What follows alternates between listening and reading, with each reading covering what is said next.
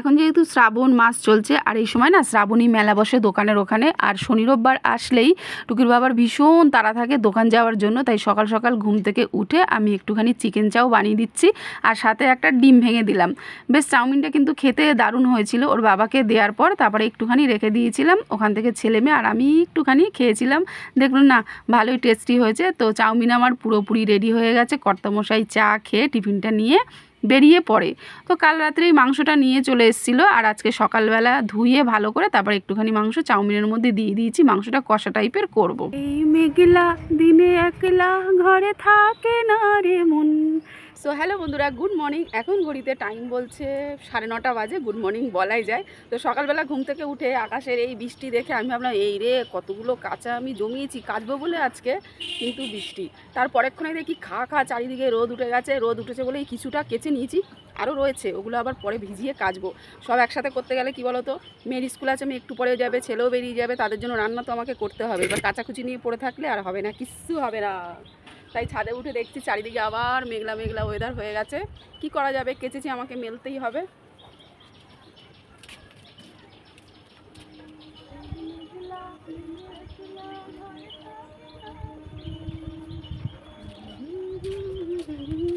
লা লা লা লা লা লা লা।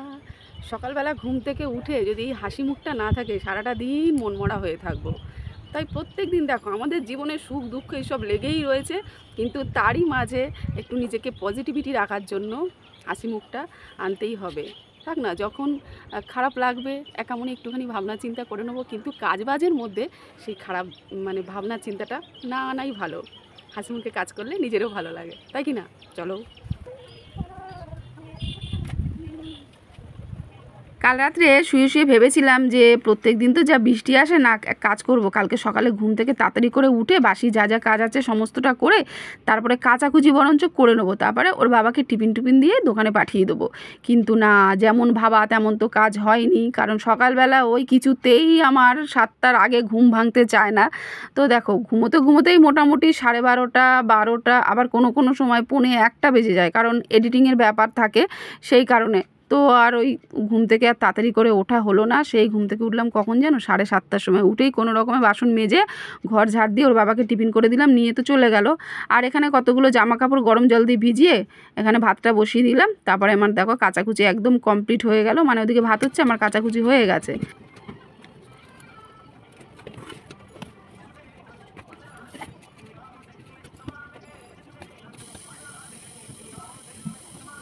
নিয়ে চলে এসেছি, এই ছেলেটার আমার বই চলে গেছে।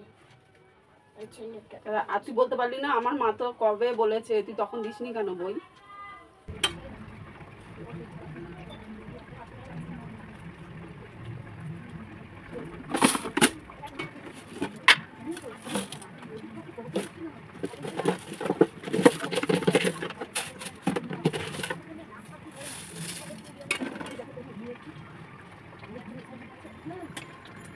রান্না করতে করতে দেখি পাশের বাড়ির দিদি চলে আসলো মাছ নিতে। আসলে ওদের মাছটা না আমাদের ফ্রিজে কালকে রেখে গিয়েছিল, সেই মাছটাই আজকে নিতে আসলো। তো এদিকে আবার দেখতে আসলাম যে এই যে গাছগুলো লাগানো হয়েছে, ফুল গাছগুলো মরে গেছে। ভাবছি তুলে দেবো কি দেবো না, তো না, গাছগুলো তুলেই দেওয়া হবে। আর তুলসী গাছগুলো দেখেছো কত বড় বড় হয়েছে, ভালো হয়েছে। না তো অনেক সময় না তুলসী পাতার জন্য এদিক ওদিক ছুটতে হয়। মোটামুটি এখানে কতগুলো সবজি বার করে রেখেছি, তো উচ্ছেগুলো না আর এই বরবটি কেমন একটা হয়ে যাচ্ছে। তো দেখি মা তো সবজি কাটবে, বলবো যে এগুলো একটুখানি একসাথে জিরি করে কেটে দিতে, পেঁয়াজ দিয়ে ভালো লাগবে ভাজা। আর মাংস করব, তার জন্য যে টমা নিয়ে নিয়েছি। বেশ মাংসটা কী বলো তো, কষা টাইপের করব, কারণ এটে স্টমাক গলা এসব রয়েছে, তো ওগুলো ঝোল ভালো লাগে না, কষাই ভালো লাগে। আর আমের চাটনি করব। আর এই যে বাস্কেটে যা যা সবজি রয়েছে এগুলো আর কিছু করা যাবে না, কারণ এখান থেকেই বার করে এখানে রেখেছি। আর পেঁয়াজের ঝুড়িটা পাশে রেখে দিয়েছি, মা আসুক কেটে। একদম পুরোপুরিভাবে রেডি হয়ে গেছে। এখন আমি একটু কষা বাটির মধ্যে নিয়ে খাবো, তাহলে আর একটু ভালো লাগবে। রান্না বান্না পুরো কমপ্লিট। কী বলো তো, গলা স্টমাক এই যে মাখা করে রান্না করেছি, তো এতে আলু পড়লে না ঠিক একটা ভালো লাগতো না, ওই জন্য আলু ছাড়াই একদম কষা করে রান্না করেছি। কালারটা দারুণ। আর বাইরের ওয়েদার দেখো, মেঘলা আবার করেছে। আর যেগুলো মোটামুটি শুকিয়ে গেছে জামা কাপড়, সেগুলো আমি তুলে নেবো।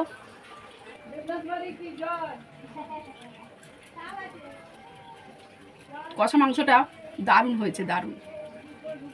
আর মুরগির মাংস কি বলো তো, কষা ছাড়া ঝোল একদম ভাল লাগে না।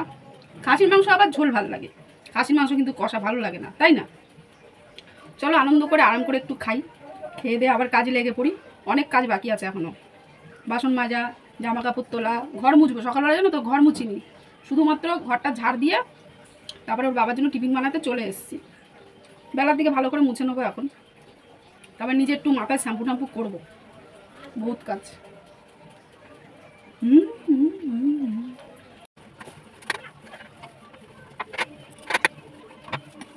কয়েকদিন ধরে ভাবছি ঘর মোছার সময় একটু জলে ফিনাইল মেশাবো, সেটা মনেই থাকছে না। আজকে মনে করে দিয়ে দিলাম। ঘরটা পুরো ভালো মতো মুছে, দুটো ঘরই মুছে টুছে না, এই ফিনাইল জলটা আবার কী করবো বলো তো, এইখানটা না ভালো মতো ছড়িয়ে দিয়ে না ভাবছি ব্লিচিং দেবো। কারণ ব্লিচিং দেওয়া হচ্ছে না, যেই বৃষ্টি হচ্ছে আর এত পিছলা হয়ে যাচ্ছে।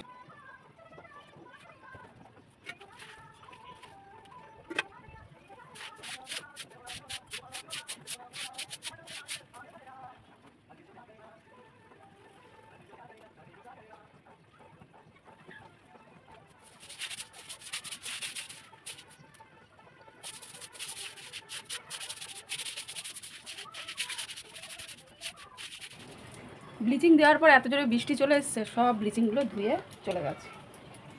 মানে সময় হয় না, সময় বার করে যাও একটু ব্লিচিং দিলাম, ব্যাস সব ধুয়ে ধুয়ে ড্রেনে চলে গেল।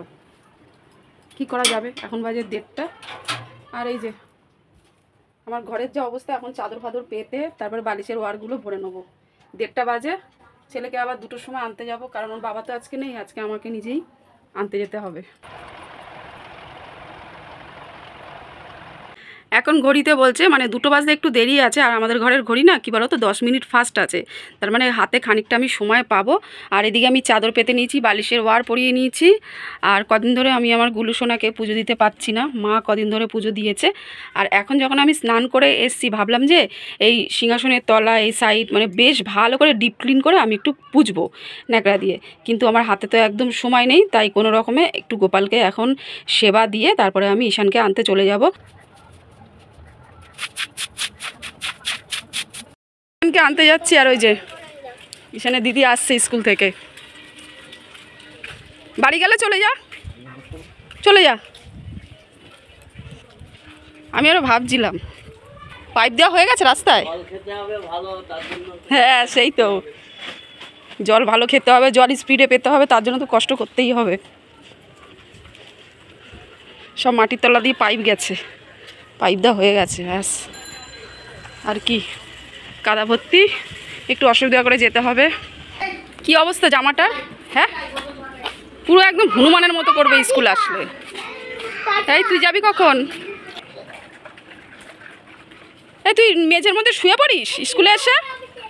হ্যাঁ জামাটা তোকে দিয়ে কাচাবো, দেখ না, তুই চল বাড়িতে। বাদিক দিয়ে চ, দেখতে পায় না জল হনুমানটা। আস্তে আস্তে চ, না ঢিপ করে পড়বি। বাড়িতে তোকে গিয়ে সাবান আর ঝামা দিয়ে ঘষবো, দেখ তুই। হ্যাঁ আর আন্টিকে আমি নালিশ করবো, বাড়ির আন্টিকে, যে স্কুলে গেলে পুরো একটা জন্তু হয়ে যায়।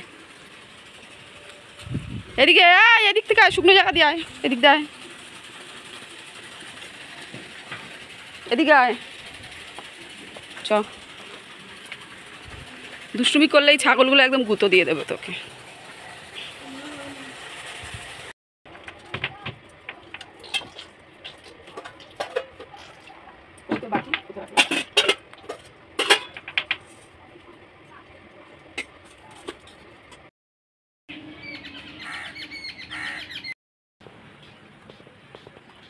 আজকে কি বৃষ্টি থামবে না নাকি? থেকে থেকে বৃষ্টি হয়েই যাচ্ছে। আমি যে কয়েকটা রিলস বানাবো, আকাশটা কি সেটা দেখতে পাচ্ছে না। এখন ঘড়িতে টাইম বলছে 3:45-এর মতো। আর ভিডিও আপলোড করার দরকার ছিল, করে দিয়েছি। সন্ধ্যে 7টার সময় যে যার জায়গার মতো সব পৌঁছে যাবে। আমি একটুখানি রেডি সেডি হয়ে পড়লাম। এই যে মেয়ের গেঞ্জিটা পরে নিয়েছি। মেয়ের এই গেঞ্জিটা কী বলো তো, বড়ো সড়ো তো আমার পরতে মানে খুব ভালো লাগে মাঝে সাঝে। এবার একই যদি সব সময় ওই ভিডিওর মধ্যে শাড়ি নাইটি পরে করে যাই, এবার নিজেরও তো একটু কেমন কেমন লাগে। ওই জন্য রিলস বানাবো দেখে গেঞ্জিটা পরে নিলাম। কিন্তু বৃষ্টি পড়ছে তো, বানাতে পারবো কি জানি। যাই হোক, মেয়ে আমার ঘুমিয়ে পড়েছে, ছেলেটা জেগে জেগে রয়েছে। ওকে তো বললাম যে তুই তোর মতো ঘুমিয়ে পড়, আমি কয়েকটা ওপর থেকে রিলস বানিয়ে তারপরে আসছি। এরপর জোরে বৃষ্টি হলে আর পারবো না গো। চলো ব্লগটা তাহলে এখানে শেষ করে দিই। নেক্সট আবার দেখা হবে নতুন একটা ভিডিও নিয়ে তোমাদের সাথে। টাটা।